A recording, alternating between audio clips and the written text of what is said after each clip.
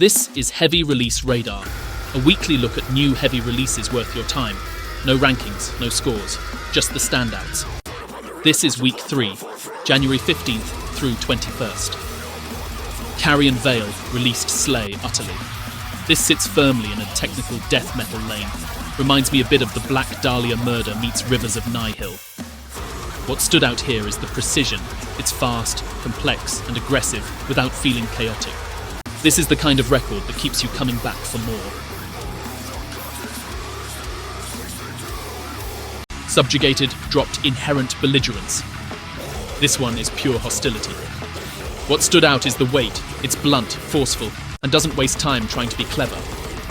If you want something unapologetically aggressive, this delivers. Tombseeker released their self-titled album. This sits right in the pocket of just some crushing classic death metal. What stood out is how solid it feels. No gimmicks, just consistent pressure from start to finish. This is a dependable heavy listen. Shoot the Messiah released Ecce Homo. This one brings in more atmosphere and conceptual weight. What stood out is the mood. It feels deliberate and unsettling without relying purely on speed or brutality. That and the solid breakdowns. This one stands apart. Vessels dropped Home. This one leans more into symphonic black metal. What stood out is the pacing. It takes its time and lets the songs breathe. Beautiful, dynamic, and brutal. This is a very immersive listen.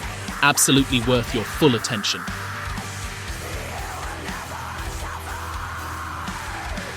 Finally, I Promised the World released their self-titled EP. This one is short and direct, 20 or so minutes of pure sentimentalism. What stood out is the emotional clarity. It gets in, says what it needs to say, and gets out. That and again, the breakdowns. A strong closer for the week. That's Heavy Release Radar for Week 3.